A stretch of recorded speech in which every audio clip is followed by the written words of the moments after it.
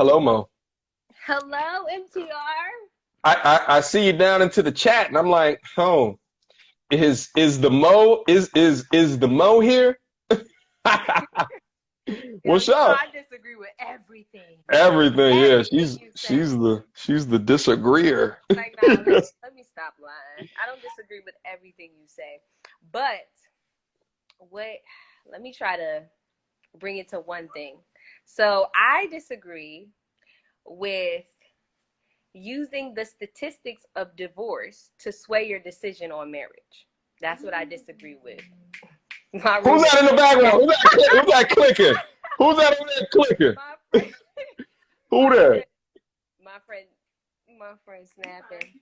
Do you I know do, she like. I was about to turn the camera. You know me, but she does like. your friend want to join in on the conversation? She might add in her 2 cents as a All right, she's scared. She's scared. All but right. my All right. thing. So real quick. So you disagree with me entering in the 50% divorce rate? Yeah, I disagree with you using the statistics as a point to sway somebody's opinion on marriage. Not saying that you're swaying. I'm just using that. Okay. So let's talk about this. Let's say that I was like, hey yo, Mo, okay, we just recorded some content. Mhm. Let's go out to this restaurant, okay, in order Mhm. to celebrate the content that we used to record, okay? And we go out to the restaurant, but before we enter in the restaurant, I say, hey, listen, 50% of the people that go into this restaurant end up leaving with food poisoning. Don't you think that that would be a fantastic thing to know before you sat down at said restaurant? Yes, I think that that would definitely be a fantastic thing to know. However, I see what you did there. That was good. That was good. That was a really good. But I don't think that that should be because for one, I feel like that restaurant wouldn't be open. So I don't think that that's as realistic as it sounds. But I understand why you use that. But I disagree. Like I always do. I disagree. And do you want to know my reasoning for the reason why I disagree? Sure. My reasoning is because we know that there's a lot of single parents out here, especially in our culture. There's a lot of single parents out here. So they don't even see what successful marriages look like. And if we can agree that most people get married for the wrong reasons, in which you've said most people get married for the wrong reasons. And most people, well, not most people, but some people have been raised in single parent homes in which they don't even know what it looks like to have two parents. Oh, So, okay. so in my opinion, it's more likely to not be successful because we have people out here that are marrying for the wrong reasons. They're marrying for the wrong reasons. So I wouldn't go based off of the statistic because I know that a lot of people are marrying for the wrong reasons and they're not thinking it through as we do. So what I'm saying is if you're go ahead. So we're actually saying the same thing How so? because I'm saying that there's a 50% divorce rate, which means that there's a goddamn issue. So what am I telling men? To relax, all right? Relax. Work on yourself. Work on your purpose. Understand yourself more. Shit, what's the number one reason that marriages fail? Financial reasons. Mm-hmm. Work on yourself first. Increase your financial knowledge and foundation. Mm-hmm. Increase your masculinity. Okay? Don't do it for love. Make sure that there's a reason, a tangible like the brother that got out here, the karate brother that talked about the building of his business because he had someone to take care of his children. Like he did it for a reason, right? Like there was a tangible reason outside of love that they actually decided to get it done. So what we're saying is that, so what you said was, is that, yeah, but it's not like a something that we can I didn't use say as an example because the, because the restaurant will be closed. And what I'm saying is that no one understands how, or most people don't understand, especially people that don't look at the content in the sphere, don't understand how the burning platform of the repercussions of marriage. until A, they experience a divorce, or B, they come into the sector and they look into the space, because the government is not incentivized to remove the construct of marriage. So there is no food inspector for the government. They're not going to just remove marriage. So no one's going to remove it. So it's incumbent on the men to speak about the potential implications of it going awry and it literally taking off years of their life. Mm-hmm. So I'm not saying that I'm not saying not to consider the statistics, but what I'm saying is not to allow the statistics to say, no, I'm not going to do things. Do you get what I'm saying? So if you say there's 50% of divorce and you say, well, I'm not going to get married because 50% of divorces fail, I'm saying to use that reasoning to decide not to do something and to go into a marriageship or go into a partnership long term or something like that, to use the reasoning of the statistics, what I'm saying is my disagreement. Not to use that as your sole reasoning to not go into something based off the statistics of other people's experience. You know what I'm saying? I get you, Mo, but I just answered that and I said, would you not use the information of 50% poisoning rate at a restaurant as a sole determinant to choose to eat somewhere else? So poisoning, yes, because it has to do with my, well, like my I don't want to say well-being. So that, I don't agree with that comparison. However, What? I don't agree with that comparison, but I would consider, I think it's something to, Why? that's what I'm saying. I think it's something to definitely consider. The statistics is something that you Here's the can, thing. but I don't think that that should be your sole reasoning for not getting into something. That's all I'm saying. Okay, I get the sole reasoning, right? But there's a lot of other data points where men can speak about the difficulties of what happens to men in the family court system. Mm-hmm. Time and time again, they can speak about these different things. So if you lead off with the initial of 50% divorce rate, 70% initiated by women, right? I think that it sends off alarm bells that, hey, maybe this is not something that I should do without knowing for goddamn certain that this is the person that I want to do it with. Because especially if the man is the breadwinner, which happens in most cases, that he is the breadwinner, it can be seen as a young lady who wants a wedding as opposed to a marriage, or a young lady that wants a pension plan, and that man being the pension plan into the future, and a pension plan if a divorce happens as well. So a woman, of course, there's going to be ladies that want nothing more than marriage to happen because they want a pension plan if they get married, and then they also want a pension plan if they get divorced. So it seems to be a system put in place which seems to put up the needs of women more than men. So of course, you guys who are getting most of the benefit would want this system to continue. But when I give you an example, an analogy of whether it be skydiving, 50% chance of living, or whether it be at a restaurant, 50% chance of getting food poisoning, one's death and the other one's just food poisoning, still people don't want to use those comparisons to marriage. And at that point, my logic breaks down because I don't understand why. Because I think the difference is death. And I agree with everything you said as saying that Food poisoning is not death. I'm saying in our when you say that it's more beneficial for us, I agree. I agree that the court system does not work out for men. I agree that it's more beneficial for us. I agree that you should consider the statistics when you're making a decision. But what I'm saying is there are, Sole reason. in my opinion, I think that it should not be the sole reason. And I also think that you should trust yourself based off of your decision. If you're living in your purpose as a man in your masculinity, you should know the direction in which you want to go, and you should be able to determine. And now I'm saying that some people, like,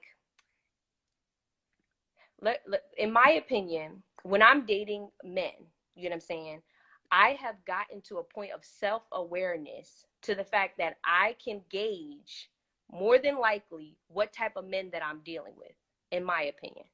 Now, so what I'm saying is, yes, I can say, okay, there are most men that only care about sex or only want you for your cookie and stuff like that. Yes, statistically, it could be like men have high sex drive, this and the third. but I'm not going to use that as my sole decision to decide not to, not to be in a situation with men. You get what I'm saying? I'm totally with you. So I get that the analogy of the food is very simple in nature, or skydiving is simple in nature. And I agree with you that marriage is more complicated because it's involving two different people. There's a lot more factors at play, but there's a A lot lot. of other, yes, but there's a lot of other data, numbers, statistics, and reasoning and points that men utilize to make whatever decisions that they want to make. And I want to make that clear, is that it's not just a 50% divorce rate. So I get the argument to say to only use the 50% divorce rate is a little bit rash. I get that argument. But there's a whole bunch of other things that's within that. Now, let me ask you a question. Do you think that a 50% divorce rate is not a reasoning to, let me say, to treat the construct or the potential repercussions of getting married differently? No, I agree that you should. I think that because Okay. that, women, nowadays, there are a lot of women that are, with men for the wrong reasons. They, and it could be vice versa. But if we're talking about men specifically who suffer the most or have the most consequences when making that decision, if we're talking in that sense, then yeah, there's a lot of women out there that, are gold diggers or use you for something or whatever case it be. So I definitely think that you should consider it and you should act accordingly. So whether that is you get a prenup, whether that's you do what you need to do, but I don't think that you should count it out based off of numbers, because I think that there's factors in relationships that have nothing to do with numbers because you're the only one in that relationship. Everybody else, the statistics are based off of other people. Like the other guy on here, he was saying like it's modernized, but it's also has tradition factors. I feel like you create the marriage that you want to see for yourself. So in that, I don't think that you should utilize so much statistics because there are other factors. And unfortunately, I feel like in this manosphere, whatever y'all call it, I believe that there's a lot of men who focus too much on the statistics and lose sight of those other factors that could genuinely happen naturally. One of the things that you said is that you decide the type of marriage that you want, and I disagree with that. And it's a two-party decision, one of which you can decide in 1995, and by 2005, y'all had both switched.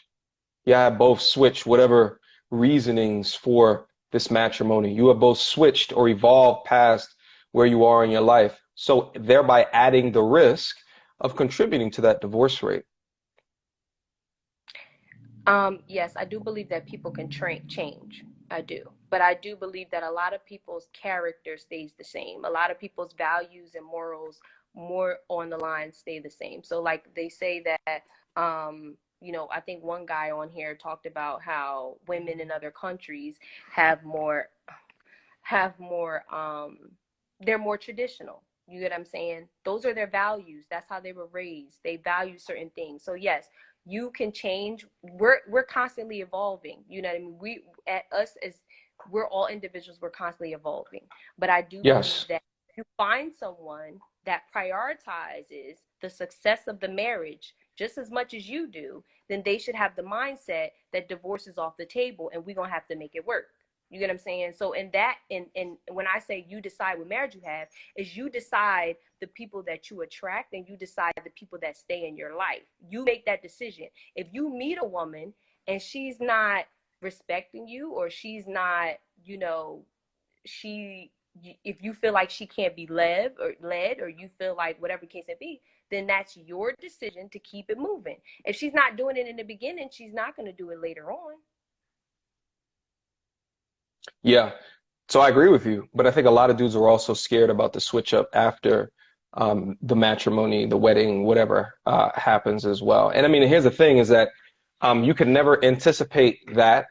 You just have to be, I mean, if you want to, like if dudes want to do it, like always get therapy, right? Like, oh, like couples therapy, you know what I'm saying? Make sure, because I think what can happen a lot of times is the good times can overshadow the particular issues, and you can let those issues, you can ignore them, but then they come up after some time. You know what I'm saying? But the switch up is a real, it's an actual thing. And then actually most of the dudes, I had one of my old heads contact me recently talking about he's watching my channel. I'm like, what is your old ass doing watching my channel? And he just got divorced. He literally, and I've been to his house. I've met his wife. I met his family, and everything just seemed perfect. Everything just seemed copacetic. And now he's like probably damn near 55 years old or something like that. And he's like, yeah, I'm looking at the channel because I'm about to come back on the dating market because this, that, and the third. And strong brother, you know what I'm saying? Like one of these pillars of the community type cats. And I'm just like, damn, another one bites the dust. Yeah. And, it's just, listen, fact of the matter is, from a disagreement perspective, I understand your disagreement, but it was never my position as to say that 50% is the only thing that people should be utilizing in order to discredit, right? Like I'm saying, but there's a multitude of things that you should put in your data box in order to take with you forward, in order to determine if this person is correct and all right for you, right? But I'd argue that there's way more dudes signing themselves up for a contract where they don't know how many are actually ending, and then how many don't know what are the repercussions of it ending. That's my argument. And I think that the reason why I assumed that it's a disagreement is because I hear you a lot use that. So I think that that's why I assumed that was a disagreement with bringing up the 50% divorce rate. But I also think that there's a lot of red flags that we just don't listen to. You get what I'm saying? There's a lot of red flags that you don't listen to. For example, if I meet someone and I bring up therapy, let's say I meet a guy and I bring up therapy. You're blurry, by the way. Can you hit the focus button? Is that better? No. Okay, keep talking. I'm saying, for example, there's a lot of red flags that I think us as humans, if we like the person or we're attracted to the person or we want to have sex with the person, we let go of the red flags. For if I meet a guy and I bring up, okay, in the future, I would like to have therapy with my partner, whatever case may be, and that person's like, I can't do that right now, or it doesn't seem to be a priority, then that gives me a red flag, is that person may not prioritize the success or the process of working through things. So there's little things that you can pick up on that should be able to help you make better decisions. And to piggyback off of what you said, I'm just saying that I do agree with the fact that you should consider the statistics, but I just don't think that you should let that lead your decisions. And I don't think you should let fear determine, your decisions either. But Okay, yeah. I mean, if you're on the end of a cliff and you look over and you don't feel that sense of fear to back off from that cliff, then you might die. I think it's okay to let fear run a couple of decisions within your life. Okay, Mo, I gotta go. I got a boxing class over here. Mo, I always appreciate you. Mo, we gotta do some more content soon. Okay, they miss you on the channel. All right. Mm-hmm.